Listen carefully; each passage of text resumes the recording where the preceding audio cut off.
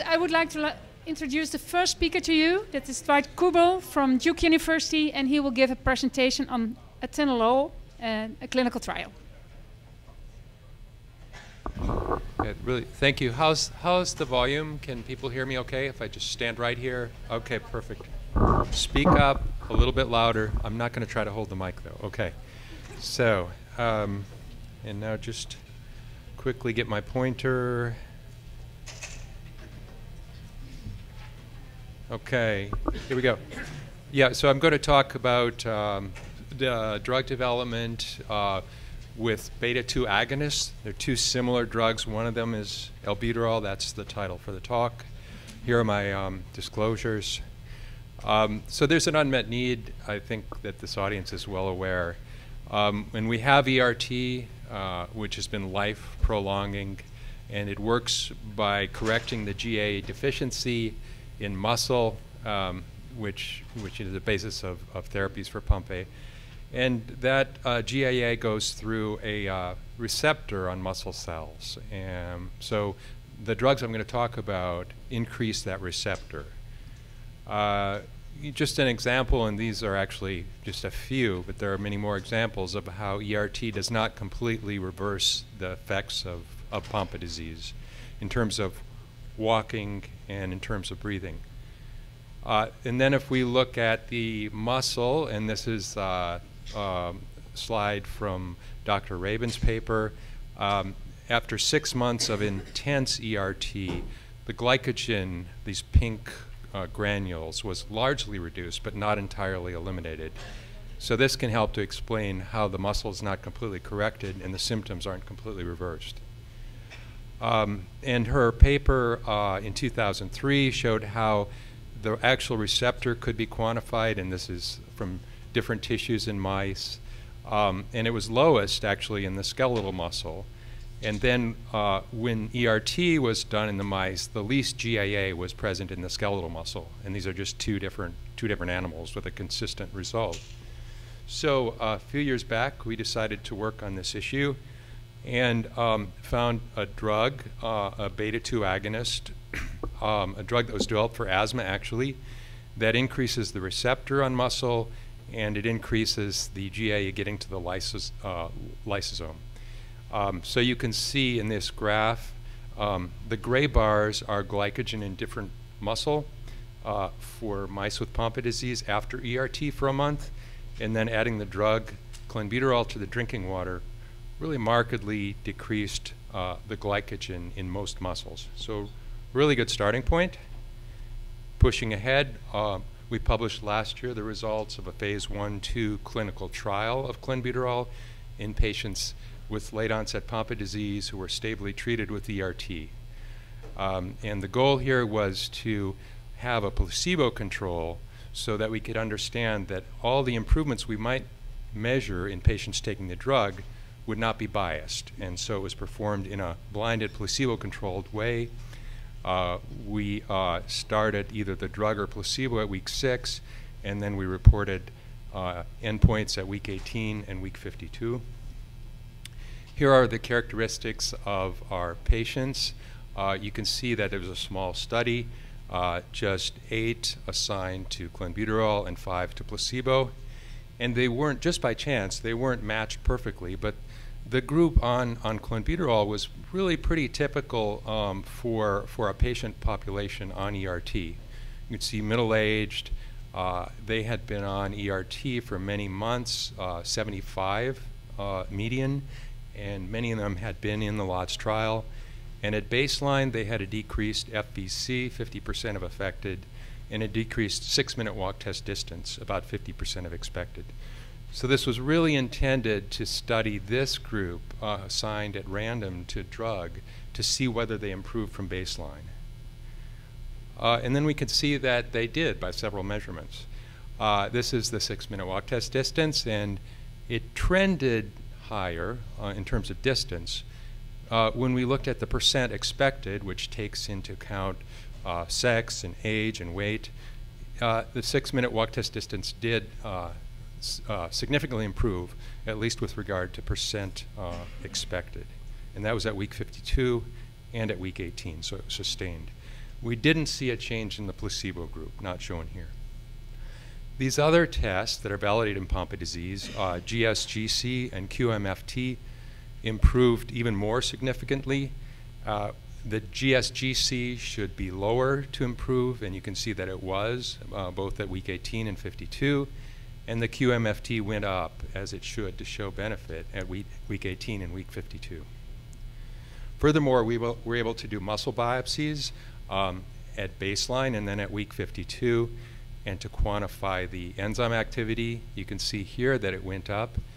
We excluded one of the patient's biopsies because he had stopped enzyme therapy several months before the end of the trial. When we looked at glycogen, actually, we included that patient anyway. And we can see that glycogen content was down by about 50% over the course of the study for the clenbuterol treated patients, and it was unchanged in the placebo group. So this was consistent with the GAA getting into muscle and reducing the glycogen. Then we could look at histology, and this was analyzed in a blinded way by Beth Thurberg at Sanofi Genzyme, and she reported to us that only the patients in the clenbuterol group showed some improvement, less of the glycogen baculation here after treatment, and none of the placebo group had an improvement. We could see that safety was reasonable. It's a known effect of clenbuterol and these beta-2 agonist drugs to cause muscle contraction, and so not too surprisingly, the CK actually went up. It was higher at week 18, and then it went down at the end of the study, more back to baseline. And here are the so-called adverse events, so the side effect profile, and they're just a variety of them, typically minor. There were none that were severe. The kind of things we would expect for this kind of medication: anxiety, a little bit, perhaps a decreased appetite, and they were seen about the same or a little bit less in the placebo group. There was one patient who had a highly elevated CK, more than 3 times baseline at the start of the study for one visit, but that was a day when we incidentally checked his CK after the PT, and then it went down quickly in the days following. We know this risk. Increased exercise and activity will actually increase CK levels. And then, a couple in each group had some increased appetite or weight gain. Interesting effect, we did hear that this increases the need to urination, taking one of these beta-2 agonist drugs. And so we learned a great deal about the possible kind of side effects from this medication in patients with Pompe disease. Oh. Wow, where did that go? So to summarize, for that study, and we published it last year, this table shows a favorable safety and efficacy or benefit. And so each of the lines shown in red is a significant improvement. The things shown in green are trending better. We didn't actually see an increase or improvement in FVC, possibly because there was too much variability. We didn't enroll enough patients to see if there really was improvement. Even the number was a little higher at the end. So now the title was about albuterol. So we've done a subsequent study, and this is with extended release albuterol. It's important to know that because we need a long-lived beta-2 agonist to have an effect in muscle. And clenbuterol has a longer half-life or life in the body than albuterol. But this is a special albuterol formulation or preparation that is extended release. So this is the only one that's been studied well in Pompe disease. We knew from a previous study in muscular dystrophy that could have a beneficial in terms of increasing muscle size and potentially strength. These are the patients then, briefly summarized in a table, almost the same number as in our clenbuterol study. And they were more comparable, the albuterol and placebo groups here, both middle-aged. We had a predominance of females over males. The duration of ERT shown here in years was about 5 years. So we didn't expect any more improvement based on them staying on ERT during this study. Any improvement could be attributed to the albuterol, actually. They had a decreased FVC compared with expected, only about 70% or 80% of expected. And that was even lower in the supine position. And then the 6-minute walk test performance, predicted performance, was 60 to 70%. Then skipping right ahead in terms of the adverse events, and they were more or less expected. We did see slightly more headaches in the albuterol group in comparison with the placebo group. We saw cramping in both groups. We saw a little more insomnia or difficult falling asleep, and that could be expected with this kind of medication. Generally, the participants in the study reported that these things improved over time, and they tended to resolve. Now, in terms of the results, an important endpoint for Pompe disease is the FVC in pulmonary function testing. We can see that there was no change in the upright position, but there was a significant improvement lying down. And this can be important, we know, because there's greater difficulty breathing when lying down. In terms of the 6-minute walk test, a significant result, p less than 0.05 in terms of the distance. Now, one note here, we did take out one participant who couldn't complete all the PT testing at baseline, and it seemed like the 6-minute walk test distance was really high at baseline for that individual. But it seemed fair because they'd spent all their energy on the 6-minute walk test and done abnormally well and not done the rest of the physical therapy testing, so we didn't include them in this graph. Be that as it may, when we looked at the GMFM for everyone, that improved very significantly.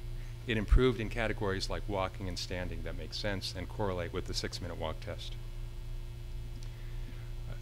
Now we look at safety. The CK went up a little bit, not markedly. Again, that's consistent with the kind of muscle effects for this kind of drug. And this shows the muscle testing, the glycogen content. Just for these groups of patients, we didn't biopsy everyone. Midway through, we took out the muscle biopsy and made it optional or voluntary to try to improve enrollment, which worked.